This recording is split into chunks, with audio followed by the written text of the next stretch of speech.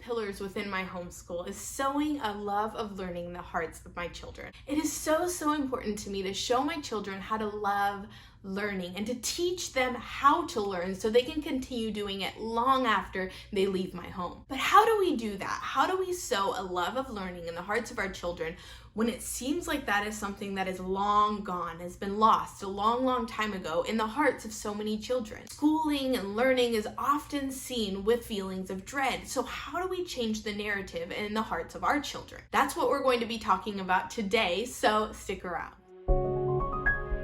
Hello, welcome to My Familia Homeschool. My name is Marissa. I live in Miami, Florida with my husband and 3 girls. We are a family that has chosen homeschool as the way that we will educate our children. On this channel, I love talking about homeschooling, obviously, but also curriculum, ideas, tips, tricks, activities, and mom life. So if that is something that could be helpful for you and for your family, give us a thumbs up and subscribe so you can join us in future videos. So like I said in the beginning, today we're going to be talking about how to sow a love of learning in the hearts of your children. My first tip is look at your attitude. It all starts with your attitude. We know that we are examples for our children. If we want them to love reading, they need to see that we love reading. If we want them to take care of their things, their home, they need to see us take joy in doing those things. So just like we are examples in those areas, if we want our children to love learning, they need to see that we love learning. If we enter into our homeschool days stressed, exhausted at the end of our rope, if we're counting down the minutes until finally homeschool time is over, if we're rushing through our daily activities, our kids are going to pick up on that. So it's important to focus in on our attitude. It's all a decision. We get to decide whether we have a good day or a bad day. Our circumstances are something that we cannot control, but our attitude is something that we can.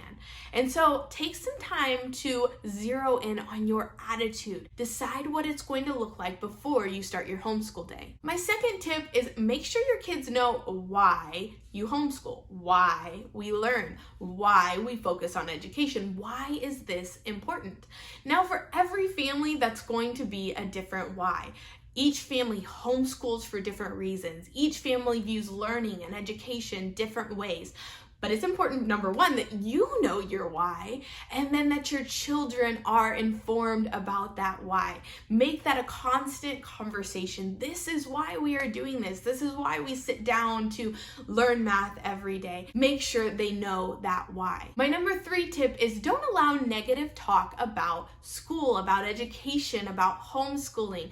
Now, those conversations could be happening within your home, between your children, and so that's something that we can say, hey, we don't talk about schooling that way. We don't talk about education this way. Help them to change the narrative. Try saying this instead. But those conversations could also be happening outside of the home. Now, I'm not saying you attack the cashier that says, "Aren't you so glad school is finally over?" But you could change the narrative by responding in a way gently, kindly. "You love school, don't you, honey?"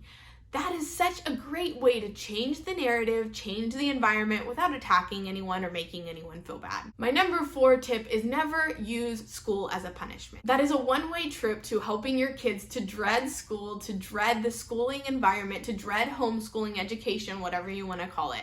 So, for example, if you don't clean up your room, you're going to have to write your spelling words 10 times. Now, some people might do that, and that might work in your situation. But in my experience, that is not a great way to generate, to help, to guide your children into that love of learning. Number 5, help your kids see the benefits of homeschooling. So within your daily conversations, remind them, we get to go to the park today and do school at the park because we homeschool.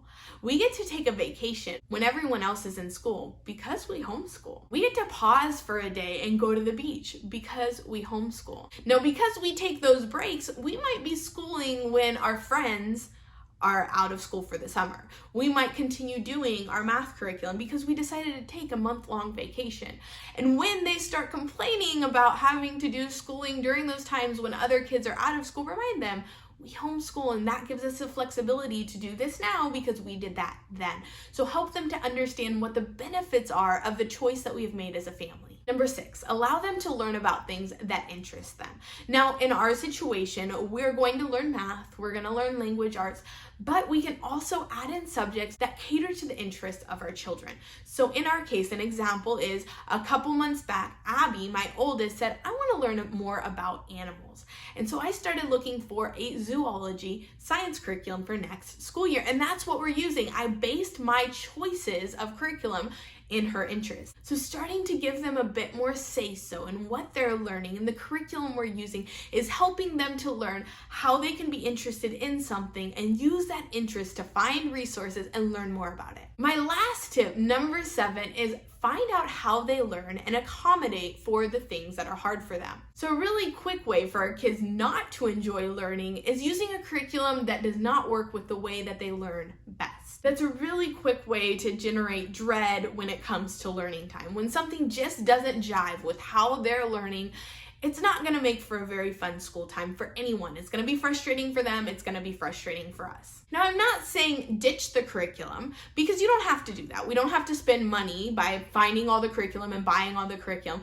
That's where used curriculum is really great. But if you see that a curriculum isn't really working for your child, start thinking about ways that you can accommodate it to connect better with their learning style. So maybe your child is an auditory learner and this curriculum is a lot of reading. You could possibly accommodate that curriculum by reading the curriculum to them so they can use their auditory strength to digest that information.